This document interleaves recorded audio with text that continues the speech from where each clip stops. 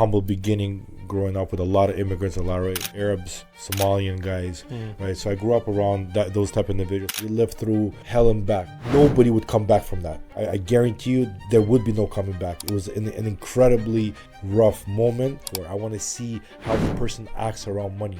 Because you can judge a man by, the alcohol, around girls, and around money, right? You can see how their true characteristics are. I've tried everything and anything. I've had, tanning salons, lounge clubs, dealerships, detailing stuff, all type of stuff. Wraptors, we started about 9 years ago. And it just became a hit. It became a success. After 3 years, it just started booming to a next level. People coming on board and wanted to buy the business out, right? We had millions and millions on the table, over $20 million. One of the concerns was Mr. Wraptors and Wraptors, because the connection is so close, right? So if Mr. Wraptors leave, does the Wraptors collapse, or does it keep going? What started as a single shop in Canada, specifically in the GTA area, has become a global brand under the leadership of Stas. Wraptors has now presence in countries like South Africa, Dubai, many regions within Canada, Florida as well. Today, I want to talk with Stas about Stas and about many businesses that he has done previously and what kind of success he's seeing with Wraptors. Because Wraptors alone is a millions worth of business. So I want to explore, I want to understand his mindset, how he built it, what he has built, and what the vision he has for the future that's coming in. It's not a normal immigrant story, it's not a normal business story. I actually wanted to dig deeper, and that's what I did with him. I hope you're going to love this episode. If you do like it, give it a like, subscribe to this channel, and let's move to the show. When you were a kid, Yes. what did you want to become? When I was a child, growing up in Russia, I wanted to become an entrepreneur. I wanted to be a businessman. That was just like organically, naturally what I wanted to be. So since the early age, my mom kind of, put me into that frame zone of becoming self-made. She gave me my first business cards, and after that, I just had a vision of how I want to travel and do things on my own and don't answer to nobody. I didn't really like authority. I respected authority, but I wanted to be, I wanted to decide my own income. And how close are you to that dream now? I live it every day. Nice. Yes. Nice. And can you elaborate a little bit more? So when you wanted to do something like it, was that due to power, money, fame? Or was it one thing, a combination of pretty much everything? It would probably be a combination of things. I wanted to be able to be free, right? And I feel like, I had dinner a couple of days ago with one of my friends, and I asked him, "Are you free?" And he says, "Oh, I don't feel free in this country." And this is a Canadian individual saying that. And I said, "No, but do you feel free? Because freedom to me is living your dream, right? Being free to work on your own time, to move how you want, dress how you want, act how you want." Put tattoos on your body if you want, and not being scared who's going to judge you, whatnot. So I feel like that was freedom, and I feel like I am living my dream and being free. And obviously, the outcomes and the economical downfall right now in Canada is a big factor, and it's hurting everybody. So it's a little bit tougher to move freely, but at the same time, the dream is free. Did you ever had a feeling that you have to provide? I am a provider. I mean, what you mean in what sense? Because I do have 3 kids. I do have a wife. I do have a mother and a sister. So I am a provider. I like to give back. I love to provide and take care of people. I have multiple locations across Canada. I support multiple families and employees that work for me. So I have over 100 employees overall. Right? So was there a thought process, a reason for asking this question was wanted to understand your mindset in terms of, yes, something would have ingrained that in you, you want to do something of your own. If you're going to make money, of course, it's going to come with some support of the team. You want to build and grow more on top of it. So that providing, I was referring to the question of sometimes someone wants to provide it for their family, and that's their motivation. Well, that's the motivation, yeah. I feel like that's like an immigrant thing, right? We take care of our family, our parents. No, to me, the main objective when I was growing up and in a bad neighborhood, in a humble beginning, growing up with a lot of immigrants, a lot of Arabs, a lot of Somalian guys, right? So I grew up around those type of individuals, Serbian, Yugoslavian, when the war was happening, 2001, 2002. I wanted to provide for my mom. Obviously, because I was growing up in the welfare housing community, surrounded by all type of immigrants and poverty and the poor mindset. I wanted to get out of that situation. I wanted to put myself in a higher frequency and live a better life.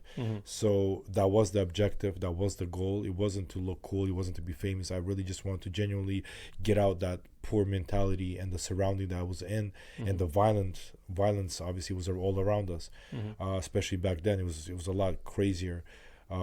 So to take care of my mom was the objective. That was the goal. Got it. And you said that you have 3 kids. Yes, I do. And do they understand about your business? Yeah, they're very active. I have twins, Dimitri and Natalina, and then I have an oldest son. He's 8 years old. He's Maximus, and they're actively involved. They're with my family. They're with my wife. They're always in my locations. They travel with me. They see how I build things. They see the struggle. They see the success. They're constantly involved, and they do customized license plates. They sell to our customers. Every time they have a fun fair at school, they go and sell Mr. Wraptors signature something, a t-shirt or something. So they're very active. They love it. For my oldest son, Maximus, he's 8. I opened a business as well. It's called Wrap of Art. So now he's actively involved in that as well. Yeah. So I'm building that mental state of becoming an entrepreneur, right? And decide your fate, decide your destiny, and decide your future. Yeah. With this scale, are you missing some important moments in their life? I have being being an entrepreneur and being a hustler. A lot of times you're forced to follow the dream and forced to actively be involved in the business to build it. So you do neglect your wife, you do neglect the kids. But I'm at such a beautiful stage of my life where now I understand it. I'm constantly present. I'm not living in the future. I'm not living in the past. I'm very involved in just looking at them and appreciating them and really enjoying that moments being around them. Yes. And when did they don't have to go through the same process, because you came as an immigrant. You saw all the ups and downs. Pretty much when you came here, how was your mindset?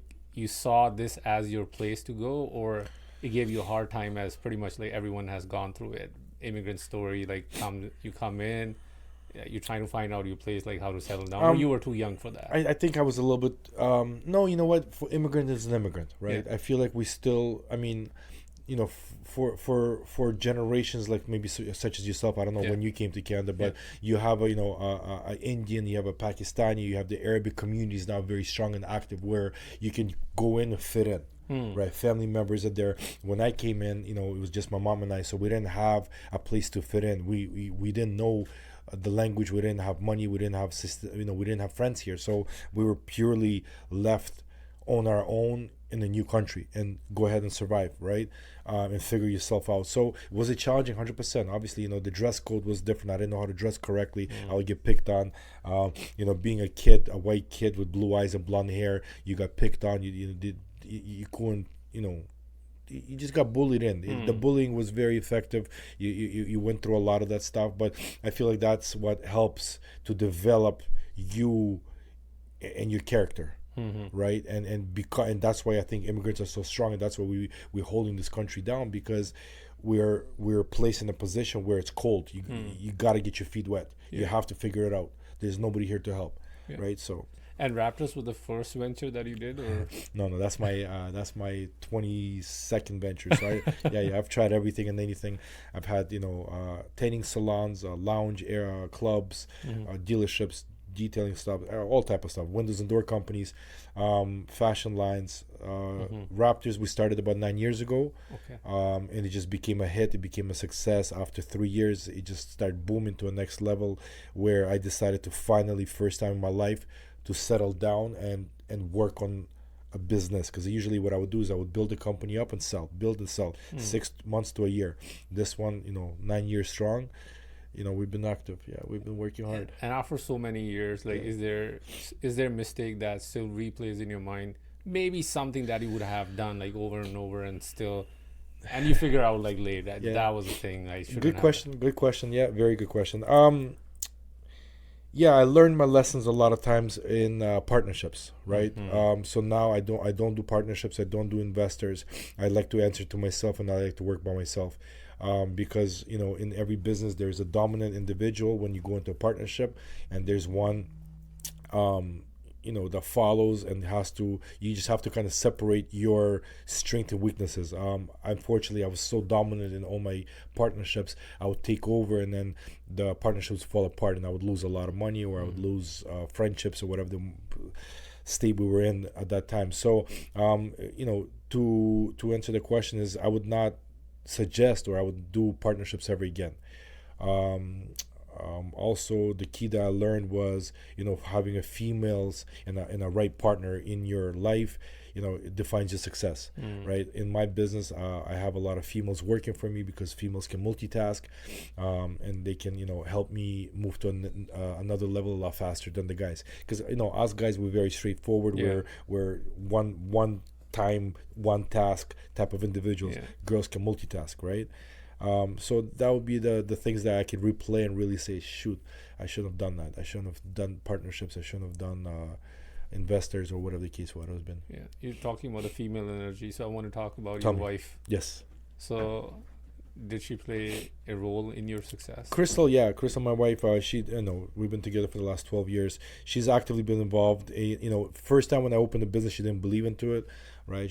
But she believed in my leadership, and she believed where I was gonna take her, right? So she didn't care what I did. She just knew if I was gonna do it, I was gonna take it all in. So her being, raising the kids and being able to support me in that way helped me push forward. Now in the last 2 years, she's been actively involved in the business, actual working and answering the calls and helping me with legalities and all that stuff. So and it shows dramatically the business growth because of her appearance and her mindset and her ambition and drive. So definitely, yeah. I see a lot of hunger in you, and I can see the success as well. Yes. At the same time, I can see like you're grounded. Yes. Was there or is there something that keeps you grounded? I like to be grounded is a good word. I like to be humble, because I know where I came from. I know how that feels, and I know how to be on the other side of that table, right? So I try to be solely connected to God. I like to show respect and be ethical in business, ethical in life. I don't like to screw anybody over. So God would be my ground, right? Having blessings and being so aware of my dream and me living it day to day and appreciating that. I feel that that's like such an incredible feeling. So and I said that previously, where imagine waking up every day and you're living in your dream, and the dream is so positive and so amazing, right? And I've said that in my post couple hours ago. I posted where I said my one of my best friends, Diego Snow, is an artist, international artist, and he taught me to be humble. And he mentioned there was an event we were in Miami, and we were around another artist, and the artist has entourage, and he has camera guys, and he has girls and bodyguards, and he doesn't look at nobody, doesn't shake nobody's hand, and he created this kind of level of like, can't be touched, this is like the celebrity, right? And I looked at his success, and I looked at my brother's success, and I said, oh shoot. And my brother, he's very like humble. He shows love. You can never hurt him. You can never hurt his feelings. He just smiles, waves to you, and just keeps it moving, right? And he said, Stas, I'm very humble. I'm very personal with my brand. I'm very personal with my business. So I personally will come and deliver this art piece to you, because I want to build that connection, and I want you to have a piece of me.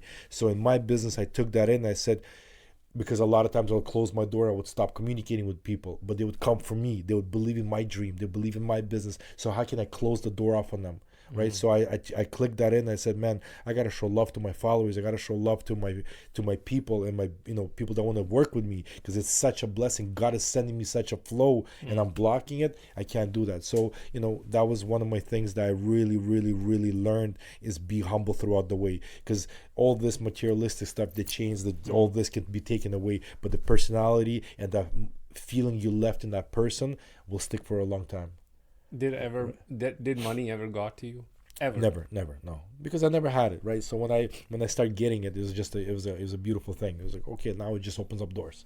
Mm-hmm. But yeah, I've seen, and you know what? That's a good question, because Yeah. a lot of times when I do open up franchise and I do go, with people in business, this is the things that I look for. I want to see how the person acts around money, because you can judge a man by the alcohol, how he acts under the influence, around girls, because a lot of guys put their chest up. Now they're also around a different type of guy, and around money, right? You can see how their true characteristics are, Mm-hmm. right? So And like you got like so much success, and like we talked about a lot of things, but I want to talk about um, like, was there anything that you had to let go, or that you had to sacrifice?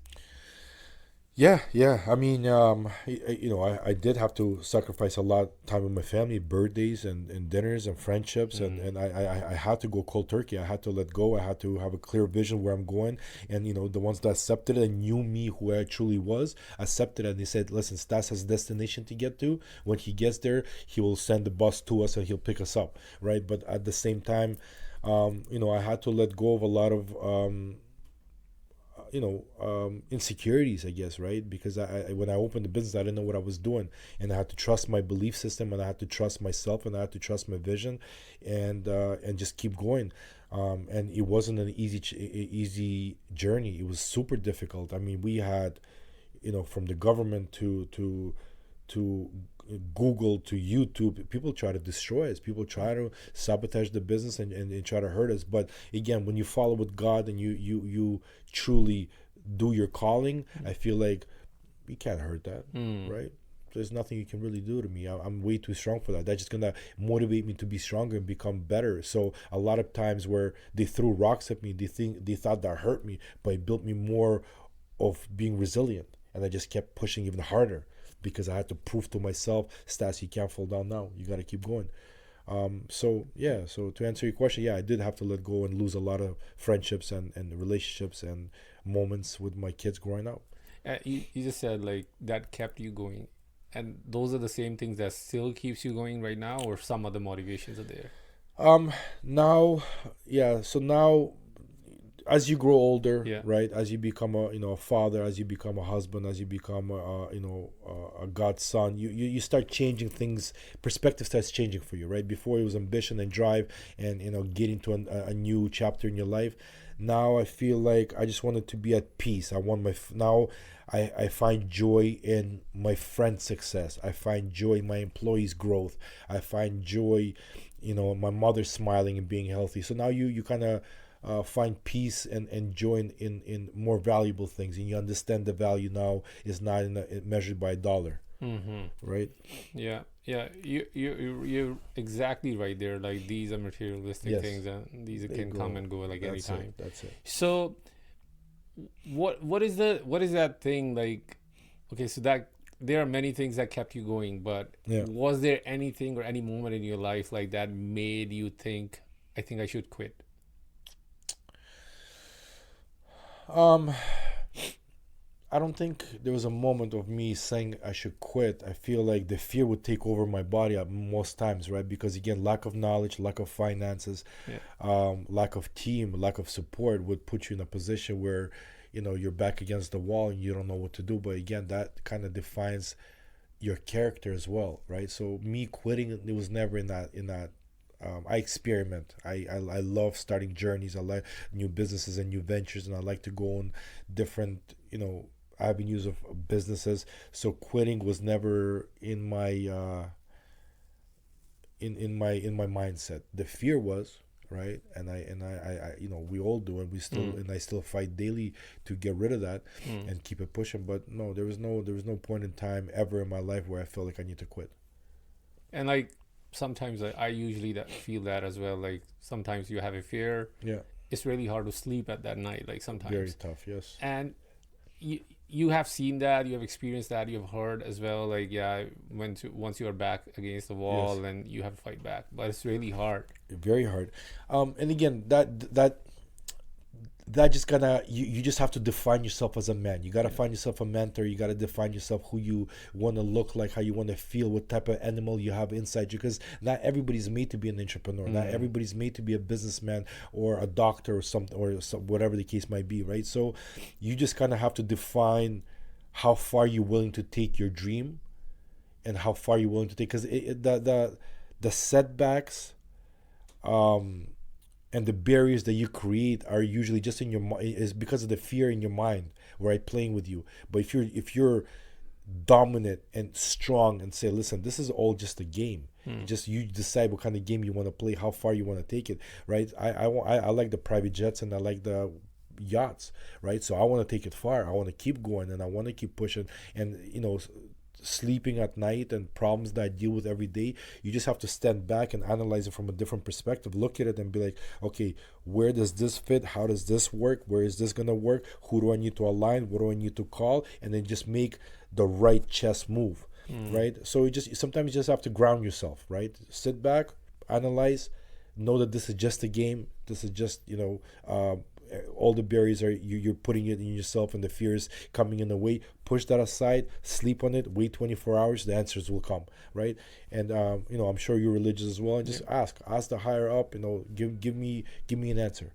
What do I need to do? And it usually comes in the morning times and in the prayer times, and it shows you, puts people in your position, puts people in your path where you're like, oh man, right? Because sometimes it's not all about you. It's about who you're blessing along the way, who you're teaching to become better. Maybe that's your calling, right? The lives that you're changing, right? To me, how many people's lives I changed in my own shop, that I was there for a specific reason. How many customers that come into my shop and say, I was suicidal, but I just watched your TikTok and it pushed me to a different level. My mother passed away, my girlfriend passed away, and I was just about to go and commit suicide, and I reached out to you in the morning and you answered, and now I'm here, and now you're letting me, giving me the keys to your Lamborghini to go for a drive to feel alive again, right? And I do that, and I that maybe that was my calling. I don't know, right? So, and if you see your younger self right now, yes, what would you say to him? Like, have you made it, or something else? I see myself, younger self. I would just tell him again, we go back to that fear topic. I would just say, don't be scared. Don't be scared, bro. You got this. Keep it pushing 1 foot at a time, right? And you just keep going. Just keep going. And you're going to conquer it all. And, did you make it? I feel so. Again, I'm not measuring my success by the money I have in my account. Not only that, but I measure my success of the people that came along on my journey that I helped to elevate, change their perspective on life, and change their lives. So I measure that success. Having a family and strong and healthy kids, and a happy wife, that's success. Having a healthy mother that's calls me every morning and prays for me, that's success. Knowing that nobody in this planet can say I put Stas on. I gave him money to start that, or I made him, or I've done this for him. Nobody can say that, because I'm a self-made entrepreneur and I'm a self-made man. Nobody put me on this position. I've done it by myself, and I'll do it again. Obviously not by myself, with God's power, but again, so that's, to me, that's success. You turned a single shop into a global brand. Yes. How ambition and drive. And again, we talked about this, the rocks, right? When they throw rocks, I say, okay, that's how we want to play. Let's do this again. Boom, let's go again. Right now is the toughest time in the history of Canada, probably, right? Super tired, super tough for the economy. People are closing shops, closing businesses, fleeing the country. I'm constantly seeing this happen. And what am I doing? I'm expanding. I just opened a body shop. I'm opening another body shop. I'm opening 3 locations in South Africa as we speak. We're opening Dubai. I'm not stopping. Right? Is that the right move? Am I expanding too quick? Am I going to hurt myself? Possibly. But again, I'm going based upon how I feel inside my body and what my frequencies are, and it led me to this position I'm in now. So I feel like I make the right choices. And how do you protect your quality and craft, like, at the same time? Well, when you're reaching a scale, and you have already reached a scale. Yeah, you're right. Like, is that difficult? You're talking about in quality of the shop? Yeah, Or- in yeah. the shop, like Yeah, in terms of business. Yeah, it's tough. It's tough because it's humans that are working on the cars. It's not robots. So the craft is consistent. If he wakes up and his wife screamed at him, he's gonna be in a bad mood. He's not gonna perform the best, right? Sometimes the material fails, and because the stock is old. There's so many variants in my business but we I try to motivate my guy, and we try to stand by our customers' warranties, right? So what I mean by that is that when you come and join Wraptors, we're going to be behind you 1,000,000%. We're never going to neglect our failures in customer service or quality of work or craftsmanship or anything else. We're always going to take care of that, and we're going to make it better. As long as you can reach out to us on a respectful matter, not with like, oh, I'm throwing a lawsuit at you, or you guys are trash, then we handle that differently, right? But if you come in and respectfully talk to us and say, guys, listen, this happened, we take care of all our guys. How many locations do you have right now? 15 locations for wraps, and then we have body shops, and then we have a performance shop. So yeah. So there is a difference between a boss and a founder. Yes. Who you are. Yes. Pretty much on a regular basis. Yes. A good question. That's a good question. Founder and a boss. Unfortunately, right now, because of the economy, again, I'm gonna put that there. I'm a boss because I'm constantly involved in day-to-day operations through all my locations with all my franchisees and everything else. A founder, he's a visionary, right? He finds something, he puts the right people into place and exits. We started it last 2 years being a corporate brand and putting management, accounting, everybody, a system into place. But unfortunately, the business still requires my attention. So I'm playing boss at the moment. Founder is coming up again. Okay. Yes. Okay. And you're also building your personal brand, or you have your personal brand. That's right. So we try to separate that. Did that help? It does, 100%. Yeah. And again, your network decides your net worth, right? I know a lot of people, so a lot of people support me and love me and show me gratitude and bring me a lot of business.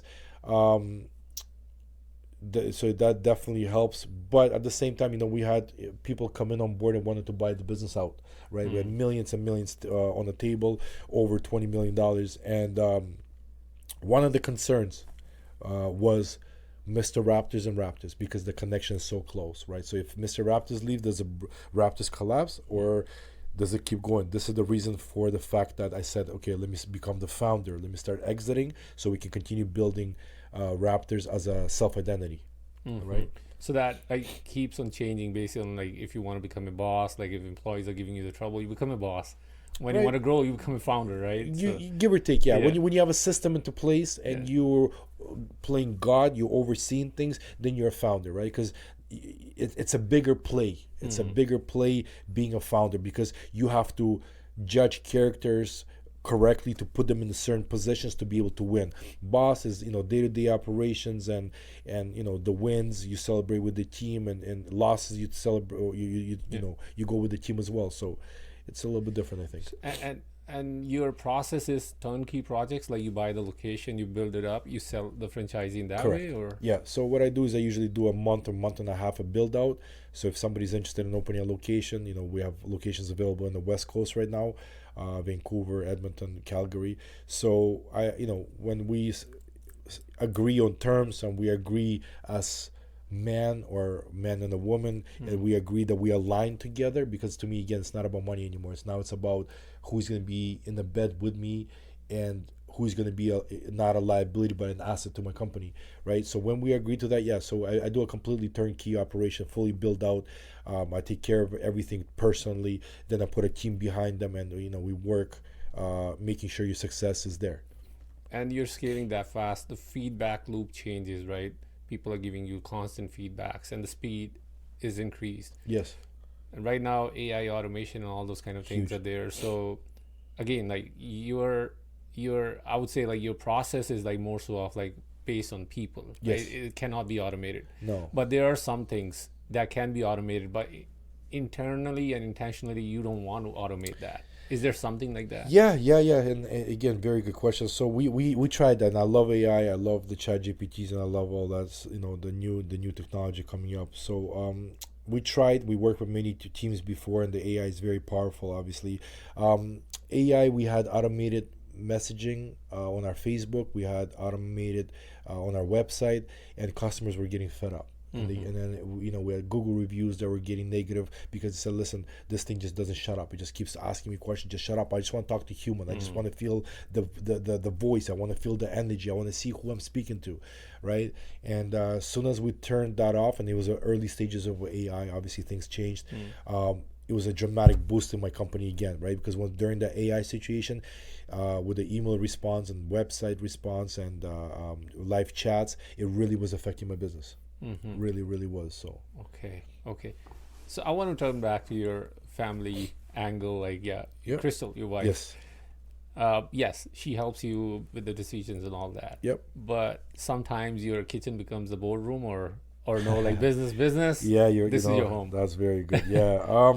That's what we're struggling with right now. Okay. That's what we're struggling with right now. And actually, we just had this conversation yesterday where she's, she almost broke down and she said, "Stas, listen, I'm like, it's all business. It's only Wraptors. Like, there's no, like, how you feeling, babe? How you doing? What's going on? Do you want to go get your nails done? Let's go together to a spa. Let's go together." Because we don't have, unfortunately, time or nanny that can handle our kids, and for us to spend time intimately together, right? Where we can go and just go for, even sit at a table and not even talk, right? But we don't have that right now. We live, breathe Wraptors, and my team inside the facility, they only eat, sleep Wraptors. And is it affecting relationships? I've seen it at early ages of franchisees. It did. If they don't involve their family members in the business, they do lose relationships with their significant other. They do lose sight, because it does consume all of your life, because it is a lifestyle brand, right? You really live it, because anywhere you go, people recognize you, and you think you do is Wraptors, right? So it's just, unfortunately, at this rate, it is day-to-day conversations, and the kitchen does become a boardroom. And is there anything that you don't want your kids to copy of yourself or your wife or something?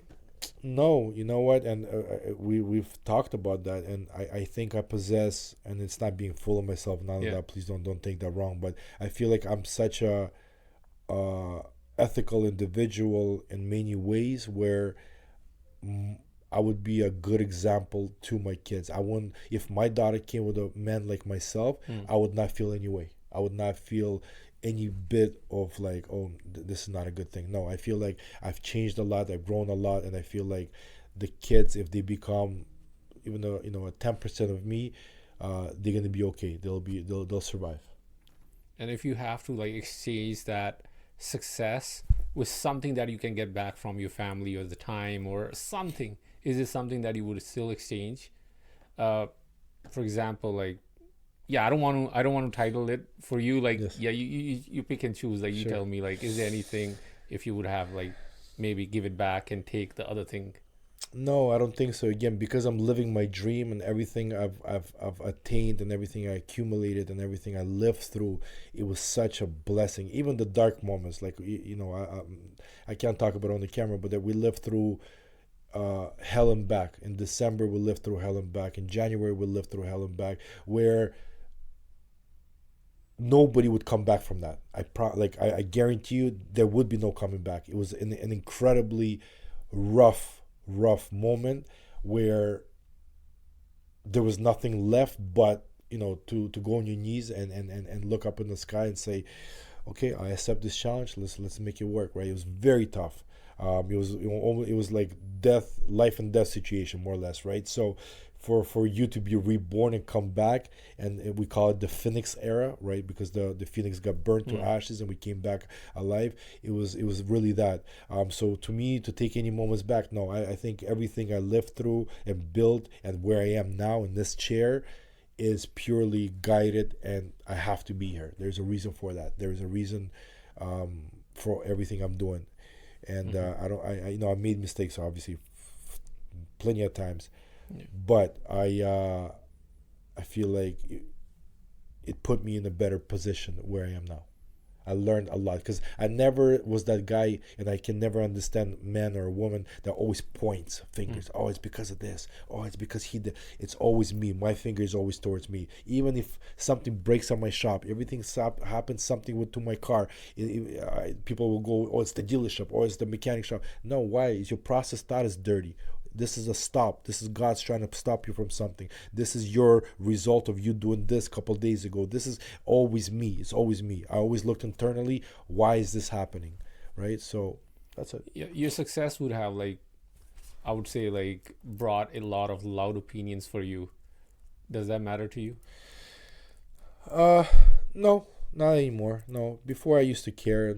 No, not really. Because again, I know I'm so in tune who I am. I don't really care, right? And misjudgment online is so real. Like, I mean, people can look at me, people point on my shoes, people point on my skinny jeans, people say the weirdest things, and none of them are factual. Like, I just say, okay, cool. I mean, if that's the case, that's the case. I mean, This is who I am. that's it. That's just me. Yeah. And when the customer walks out of your location, any location, Yes. you see them happy, like, Yes. just because of your team Yes. and their experience. Yes. Like, It's a beautiful feeling. I mean, that's what we work for, right? I mean, seeing a transformation. A lot of these guys are car guys, and to them, their car is absolutely everything. They love their cars more than their wives and kids and whatever else. So for them to see a transformation and see their reaction jumping up and down is unbelievable. My guys, in the back get excited because that's what we work for, right? Unfortunately, Canada is a little bit more settled. The response. And the emotions are very quiet. It's like, oh, okay, that's great. Oh yeah, it's gold chrome. I spent $15,000. Yeah, it's okay. But in the United States, in my Orlando, Miami location, they bring out tigers, lions. They bring out DJs. They bring out celebrities, and they make a big show over a smallest thing. They celebrate life. They celebrate success. Here, unfortunately, we don't do that. And I've not seen that either. No, it sucks. Yeah. So Yeah. And what is the future trend looking for Raptors? Future, we're expanding, right? Like I said, in the body shops, we're expanding into wheels, we're expanding into our own branding in terms of film. We have a factory where we produce our own ceramic coatings and tire shines and everything else in between. We're looking to do courses. We like to do podcasts. We like to do online courses, in-person courses, where we personally want to help you grow your brand or your automotive business, because I feel like we took over that industry and we analyzed it, and we have the blueprint. I feel like I can really help a lot of shops take it to a next level. I know what it requires for the success. I know what it requires for the right team. I know what it requires for the budget, right? So I feel like I really accepted that and learned the from my failures, and I can pass on the knowledge now. Yeah. Right. Yeah. So and money changes a lot of things, right? So you have money, you have seen success, and people talk to you in a different way now. yes. So, and you might be noticing that. Yes.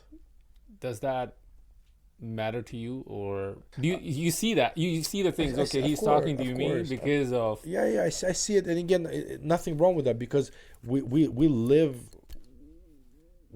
in that world where we are judged by what we have, what we dress, what we drive.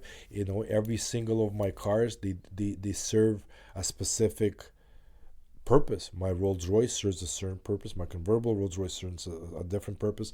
My Lamborghini Aventador, that's pink, serves one purpose. So every car, when I go out somewhere, I pull up in a different aura, I guess, and people do speak to you differently. And again, you can't judge that, because if a man was able to accumulate $1 million car, he knows something I don't know, and I would like to speak to him. There's got to be a life hack that he bypassed and he was able to attain. He's an alpha male. He's able to succeed. He's able to be 1%er. So of course I would like to show him respect when I speak to him or talk to him differently. Yeah, and I don't judge that. Absolutely not. I mean, right?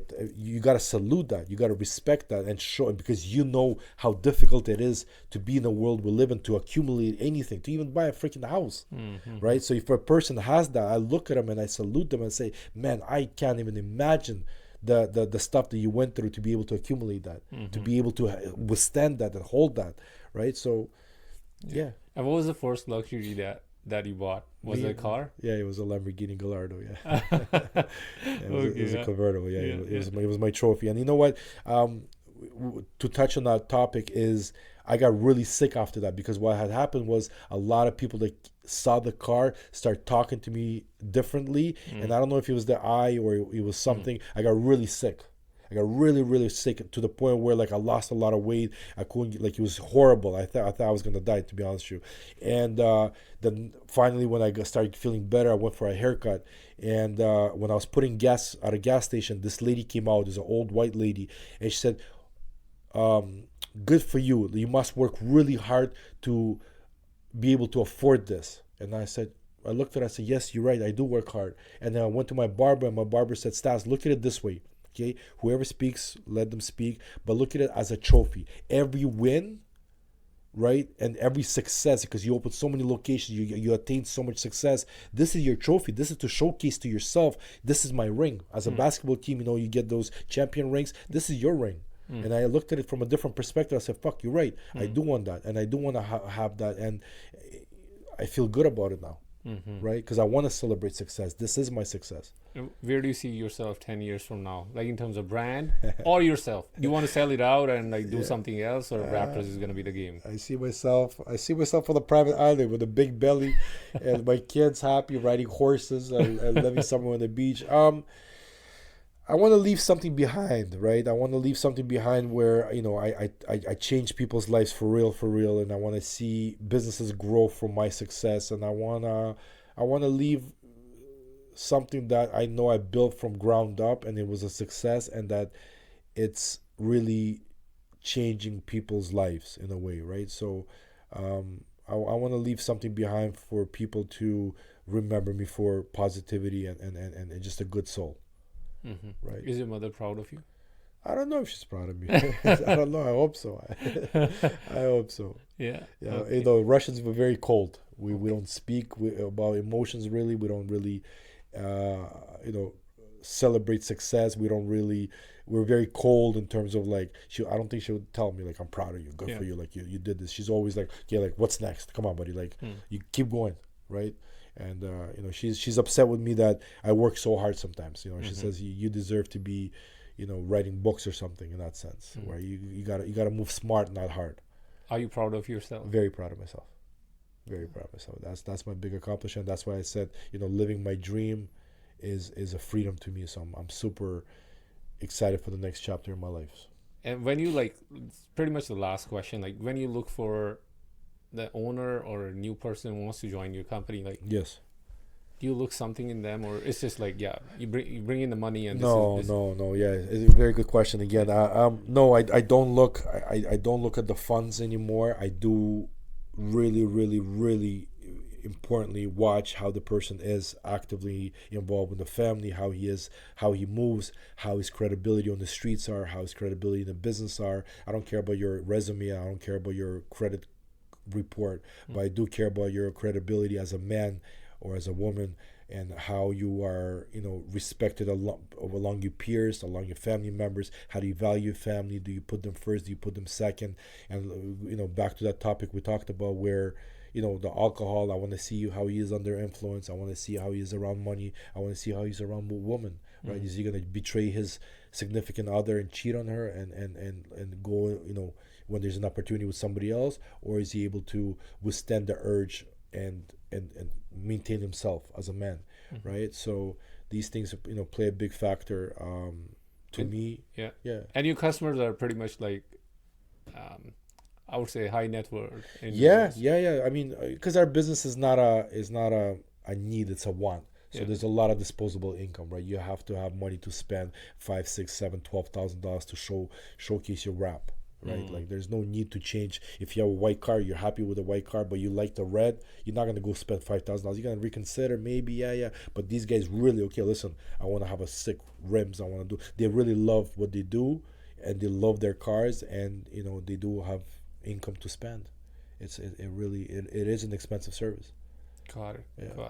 Anything that you want to say? No, I appreciate you for having me. Thank you so much. It was a pleasure meeting you, and thank you for reaching out, and hopefully this does some numbers for you. Yeah, thank you so much. Thank you so much for coming. Thank you, Stas.